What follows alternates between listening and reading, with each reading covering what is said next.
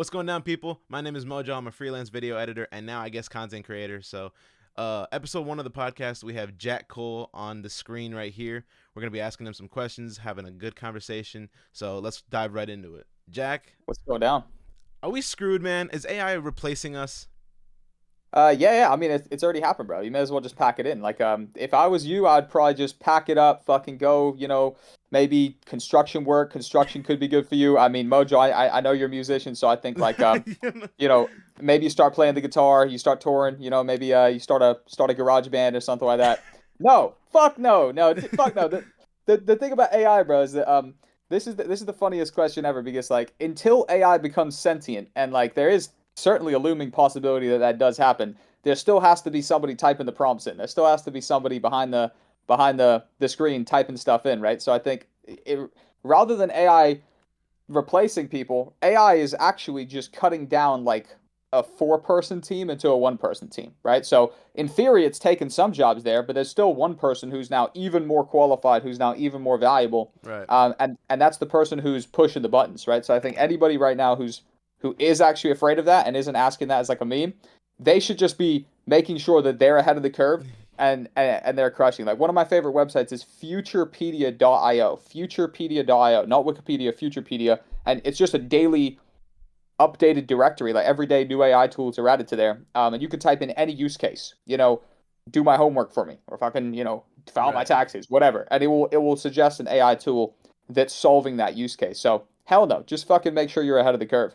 We can actually use AI to benefit off of us instead of it taking our job. I mean, there's already AIs that can rotoscope for you. They can remove backgrounds. They can even alter audio. So I think that's like one of the main keys as a video editor to, instead of saying is AI going to replace us, to use AI to our advantage. Big time saving. Like AI is just a glorified time saving tool. Like AI is the biggest innovation I've seen in my entire life. Like, even when ChatGPT originally came out, I was Yeah. fucking glued to it because I was like, holy shit, this is changing the game. And it's still only as good as what you're able to ask it, right? So it's like a lot of the value is like three, four prompts deep. It's not like, write me a script. It's like you feed it a transcript on how you talk, learn how this person talks, or describe this speaking style. Now, with that speaking style, write a topic about this. Now refine it to cut the fat. Like, so it's like, the fourth iteration Yeah. is really good. But when you said rotoscoping there, that is actually one of the biggest use cases in video editing that me and my team use. Like Runway is such a massive Runway. time saver. It's such a beast. Runway ML, it's just amazing. So yeah, AI is just a glorified time saving tool across the board. Absolutely. Jack, we're going to move past that. I want to know about your story. How did you start VP Plus? How did you start getting into all this freelance video editing stuff? It starts because I naturally was interested in video. When I was like literally 10 years old, I've got videos of me like holding up fucking Game Informer magazine. I don't even know if you know what that is. They used to I sell it in don't know GameStop what back that in the day. is. Yeah, bro, that was a big deal back in the day. Game Informer magazines. You know somebody's fucking getting old if they know about Game Informer. And I like would fucking interview, pretend to do a review of Game Informer. Right. As soon as I knew about YouTube, I wanted to make YouTube videos, and I started making YouTube videos, and I learned how to edit because I wanted to make my own YouTube videos, and I think that's a pretty common story. I did the whole Call of Duty montage thing. Nowadays, people do Fortnite montages. Yeah. Back in the day, it was Call of Duty montages. And the reason why VP Plus came about, the reason why I've had success as a video creator is because I have always been a born and bred entrepreneur, right? Like just selling candy in school, fucking selling other illicit substances when I got a little bit older. And video was my big passion, and I just basically realized that okay, cool, I'm uniquely positioned to make money out of this, and then I just found many different ways to make money out of it. Originally, it was freelance video editing, even back in the day on Upwork. Then it was freelance videography, music videos, clubs, promo videos.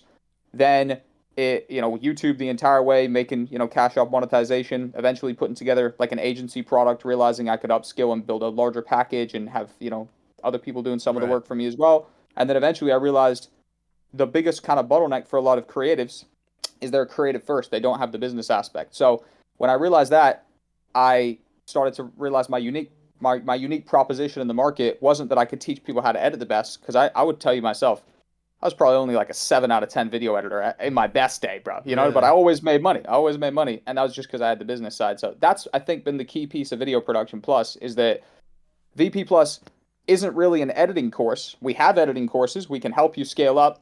but it's really a business course on video production. It's like Right. we will teach you how to build a job in video production, a job in video editing, and that's how I built VP Plus. Is I realized that was what a lot of creatives lacked, like freelancing or like should I say business and sales and creativity. They're like left brain, right brain activities, right? Most people in the creative space they usually don't have they have the creative stuff. I think they're better creative than me. I was only a Right. 7 out of 10, but they don't have the business side. That's what VP Plus has given people is the business side.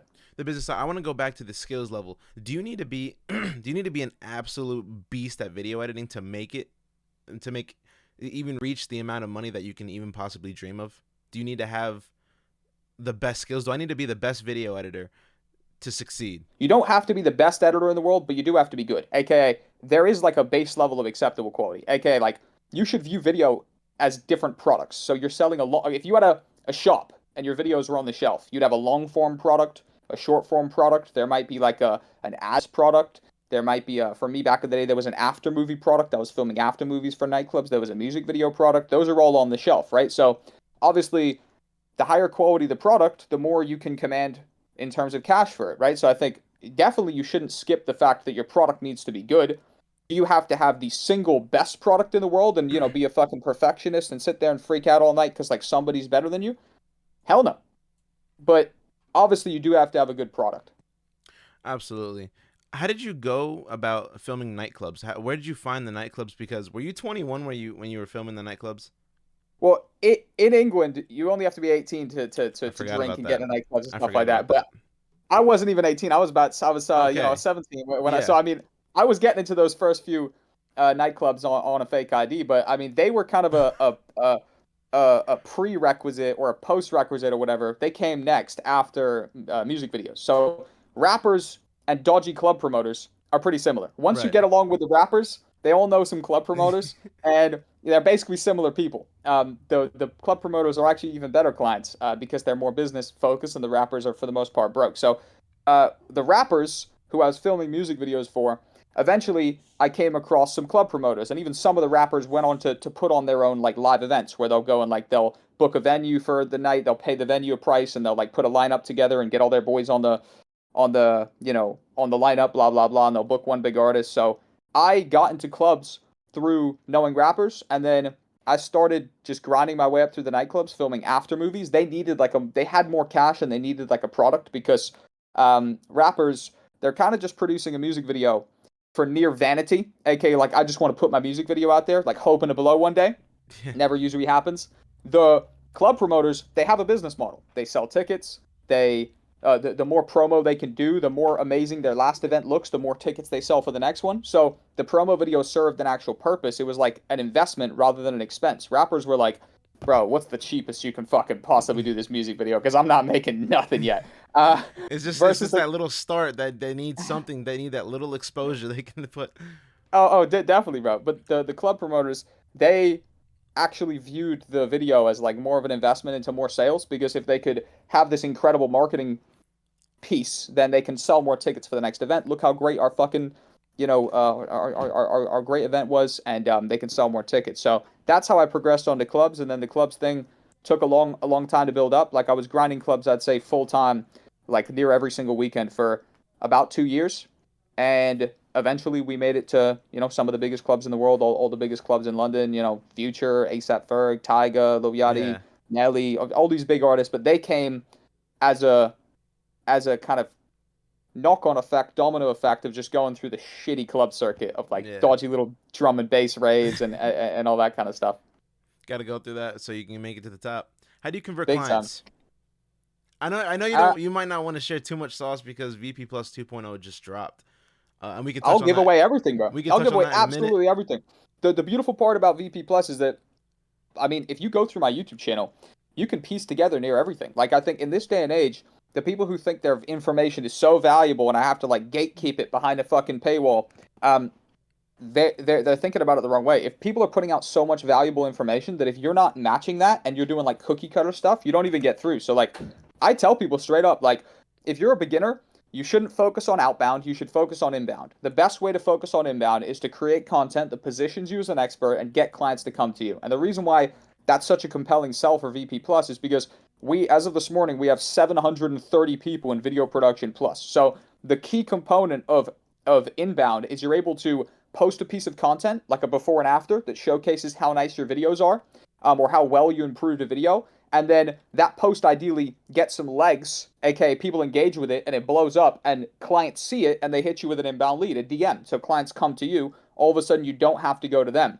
And I think the reason why VP is such a compelling sell is I could give that strategy away. I could say, hey, everybody right now should go to Twitter, make a Twitter account, start posting content that positions you as an expert, get people to engage with it and blow it up, and then clients will see it and they'll come to you. Again, Right. going back to the product thing, if the product's good. Now, the reason why that's a compelling sell is if you're in VP Plus, you have 730 people who 700. all like, comment, and boost your post, and more clients are going to possibly see it because you Right. get more engagement on it. So that, if you're a beginner, is the best way to get clients. And then if you have matured in the market and you have social proof and you have case studies and you have testimonials and you've got substance and results, then you can start doing outbound for sure. Definitely. Now, I remember our first call way back in the day, a year and a half ago, and a year and a couple months ago. You told me to start Twitter because it's going to be the next YouTube. It's going to be the next TikTok. I've found Twitter to be the most entertaining site to go to. It's not even just because I have that editor tab. I can engage with other people. It's just there's so many like short form videos on there now that I think it's blowing TikTok out of the water. What do you think? How do you think Twitter's going to be in that sense of a social media? Do you think everyone's going to have Twitter now? I mean, I think Twitter had a massive leg up because Twitter used to be kind of a boring platform back in the day. Like people really didn't even consider it as something that was viable. Then Elon Musk came, bought it, and then he shook the whole thing up. So he started changing things. The biggest thing he did was he did rev share for people posting content. So if you post content, you can now actually get paid for it, right? Right. And there are thresholds for it. But what that did is it created an incentive system for people to post more content. And there's good and there's bad. That also means that people are like just throwing anything on there to try and get views, which is also like a negative side to it. Yeah. But for the most part, I don't see a platform that's easier to get reach on than Twitter, because I feel as though IG's been absolutely exhausted. YouTube actually is pretty cool with shorts because they've adopted the TikTok model where like they give you hella dopamine on your first post. They know if your first post does all right, then you're probably going to stick around. So they're starting to adopt that model. TikTok has a similar thing. But Twitter, I believe still, even a year later after I told you that, and that's why VP Plus is fucking cleaned up on Twitter. The community's crazy on Twitter. It's amazing.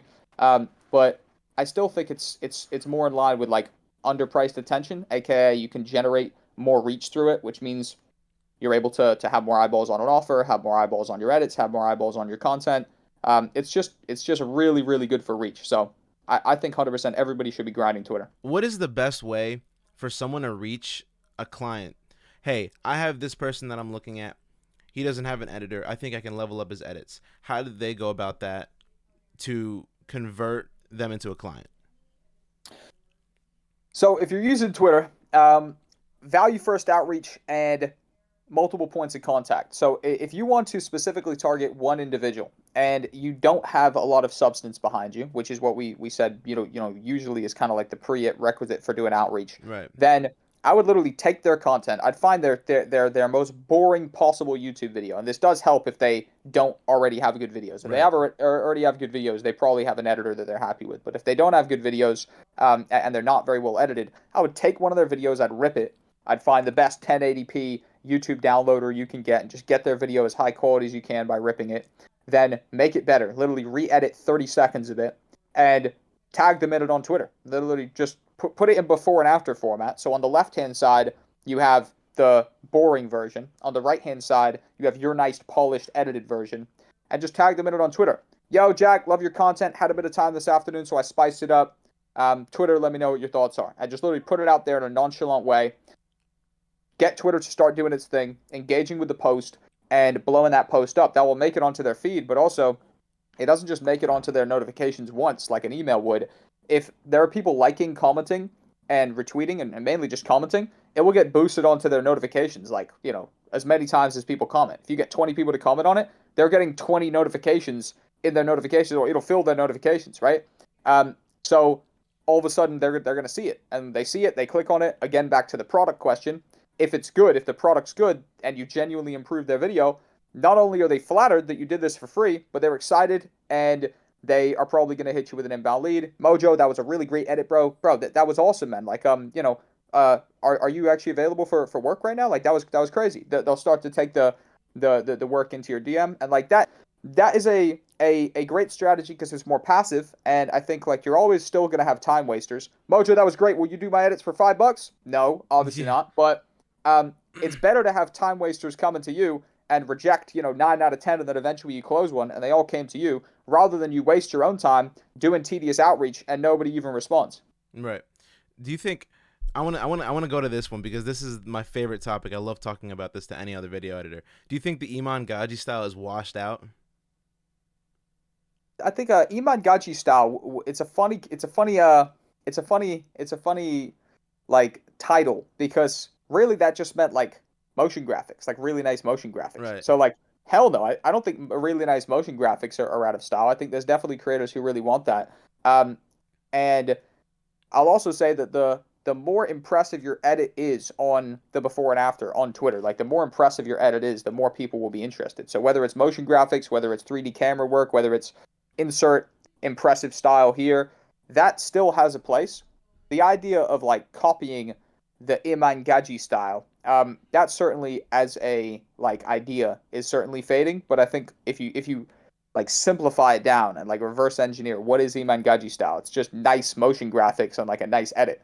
So that as a style definitely isn't going away. The implementation of it, would I call it Iman Gaji style? Probably not, but Right. the more impressive your edit is, the more impressive of a piece of content, of a product that you can produce, then the more excited people are going to be, and then probably the more inbound leads you're going to get.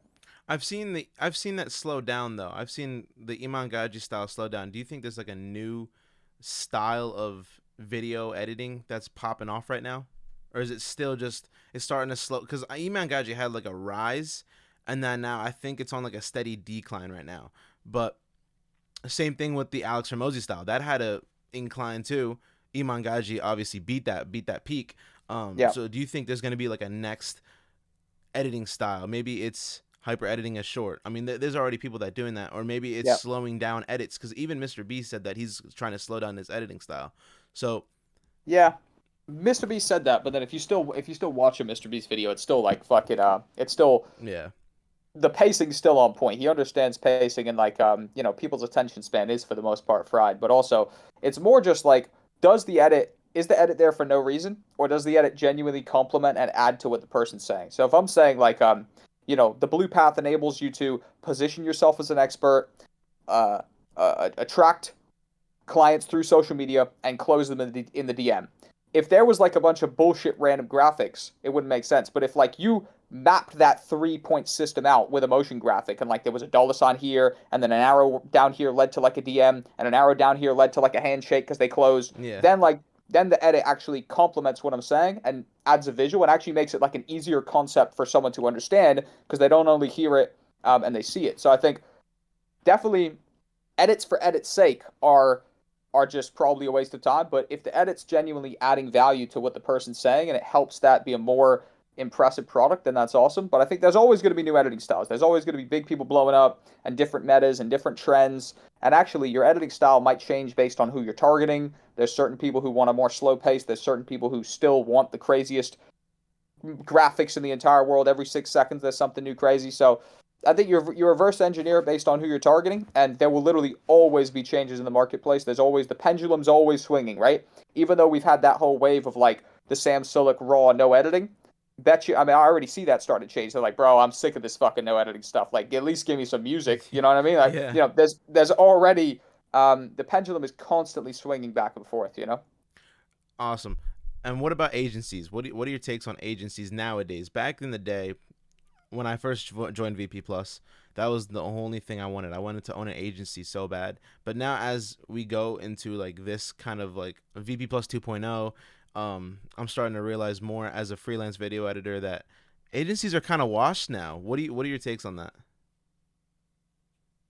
I would say agency is, as a model, a great model. I mean, what that means is that you get in demand, and once you're in demand, you find people who aren't in demand, and you are the bridger of the gap to demand. AKA, you could almost look at agency as like if I, Jack Cole, have no clients, then if you, Mojo, have a shitload of clients, I don't mind paying you 30%, 25% to rent those clients off you while I build up my own network. So that's in theory, you could look at an agency, and this isn't across the board, but you could look at an agency as almost a glorified middleman, where like you're in demand, somebody here isn't in demand, and there's clients over here that you have access to. They don't mind giving you a cut to get to bridge that gap and come and access the client. So like that is a model I don't think will ever change. And I think that's also how you scale as a video editor. Like if you're spending all your time trading your time for money, eventually you run out of time, which means there's loads more money. There's infinite money, Yeah. but you don't have infinite time. So there will be a point in every editor's life where you've completely exhausted your time. You got to 5K a month, 8K a month, 10K a month, whatever those milestones are for you. For some, it might even be less, 2K a month, 3K a month. And then you could start to replace those clients with higher paying clients. Cool. That's a gradual process. Or you could decide I can take on more clients if I can create more time, which means I need another person. Okay. Or I need an agency doesn't have to be 19 people and a human resources department and a fucking secretary at the desk. Agency could be you and somebody below you who is as good, if not better, of an editor than you as you, but hasn't figured out how to get clients, and you're just bridging the gap to the clients. Awesome. Speaking of agencies, the next episode is going to be with Dope. That's going to be a good podcast. I can't wait for that one. That's gonna be sick. He's such a superstar, bro. What a beast. I'm bleeping the name so no one knows. Okay. So all right, Jack. This guy's a troll. Nah. Bleep, bleep, bleep, bleep, bleep. Oh my gosh. Well, Jack, I appreciate your time, man. Thank you for hopping on this. VP Plus 2.0. Promote it. Go ahead. I love it. VP Plus 2.0 is out. 20 new courses, 3 mentors, 5 live sessions a week, the most impactful offer in the entire space. No one has the scale we have. Like, you could go find another community with, like, 60 people in or something like that. And big up to you. I mean, I get the feedback from everybody. A lot of them say, Jack, I wish I just joined VP Plus first. I joined them. I thought they were going to be better. They were much worse. Now I'm in here. I can't believe how much you have. My whole goal with VP Plus from day one is build an offer it's impossible not to make a return on investment from. So even now, if you're coming in at $50 a month, you will make a return on investment if you actually just do the work. I know you have to do some work. I haven't figured out a way to get you results without you doing the work yet. Maybe I can, in the future, get an AI to do it all for you. I don't know. That's years down the road. We'll figure that out if it is possible. For the time being, unfortunately, you do have to put some work in. But if you do put some work in, there's truly no better place to be than VP Plus. We've got the best mentors in the game. I'm a VP Plus student, and I'll say that it is the best community ever. I'm not just promoting it just because you're here and you're my mentor. I'm actually serious that I came in with $20. I had nothing a year ago. So I worked a little bit. I got up to, I think, $150. And from there, I said, all right, I got to join now. And I think it was a day before you up the price. So I got it on like a significant price, and I wasn't making anything from the start. Now, using the tips that you gave us, and I learned from everything, we hopped on a call. I landed my first client on a call with you. He's calling me right now. Is he? Yeah. Cool. You're going to crush it. All right. I can see it in your eyes. All right. Now, from making nothing to now making a decent amount of cash, it's just awesome. So if you guys want to scale your business, your freelance career, join VP Plus. I have a song about it, so. VP Plus.